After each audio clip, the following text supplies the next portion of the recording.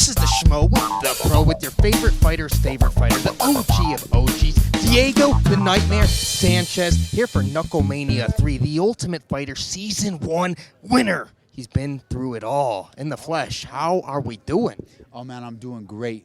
I'm rejuvenated. Man, I had time. I did 1 year of full boxing to get prepared for this, and the training camp was completely dedicated. You know, I'm like looking at it like this might be my last fight. So I put everything in. I got a great sponsor in Optimum, and so I pulled out all the stops, man. All the stars are aligned indeed, because this is the home city. Your final fight, you got a professional boxing champion, a former one, and Austin Trout as a dance partner.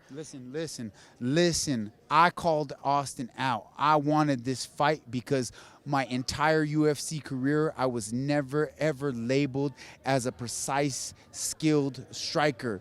I was always labeled as a grappler, as a ground and pounder, as someone who had a lot of heart, a lot of conditioning, but never ever somebody that was a good striker. And even though I put good fights in, they never gave me that credit. And now I get to go up against the boxing world champion. You know what that means to me? That means I go out there and I clean house on this guy. It's like I could have done it in boxing too.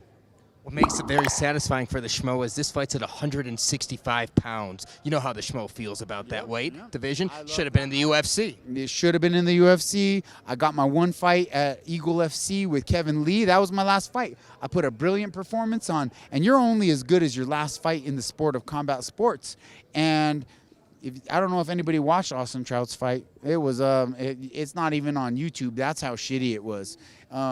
He's been picking his own opponents for 4 or 5 years. I have plenty of friends that are promoters that are like, yeah, Austin fights for me. Austin, you're gonna fight that guy?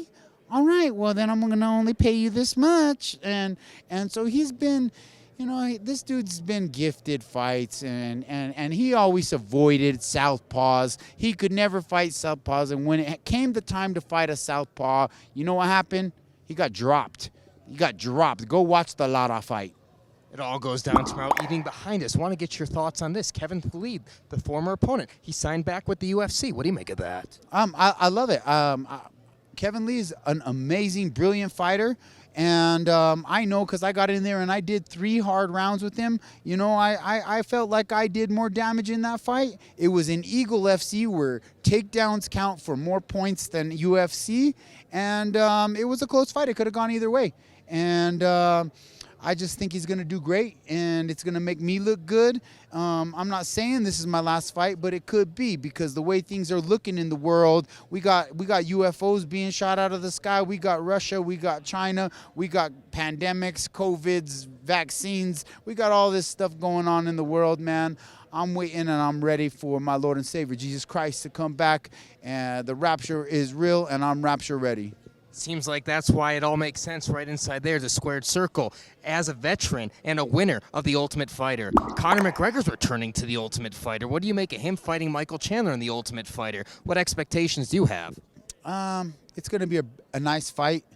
Michael Chandler is probably going to be smart and use his wrestling, but maybe not, because he loves to throw down. He likes to bang, and I think it's going to be, man, it's going to be a good fight. It's going to be a good show, and being the first Ultimate Fighter winner, I'm going to tune in for sure. And can we get a final message for all the Nightmare fans out there worldwide? All right, the final message is this. Austin Trout just told me 3 times, Jesus can't save you this time. Jesus can't save you this time. Jesus can't save you this time. So what that tells me is Jesus ain't going to save him. I was going to just grab him by his little squirrely-ass neck, because he never got grabbed by this little squirrely-ass neck in boxing. And I was just going to pull him, compromise his position, uppercut him, you know, to the body, gut him prison style. Gut him prison style, and, you know, and take him out. But now things have changed, and BKFC is a brutal sport. Those aren't ropes. Those are metal bars. And I'm a pressure fighter, and I'm going to back him up, and I'm going to put pressure on him with my new advanced striking that I've worked on, man. I'm going to put straights on him. I'm going to put uppercuts on him. I ain't going to try to box with the boxer. Are you crazy? I ain't trying to box with the world boxing champion. This ain't Boxing is my message to you guys. This is BKFC, and tune in because it's hella entertaining and it's gonna be a good show. And I'm ready, I'm prepared, and victory is mine. He's the pro, I'm the schmo. We're out.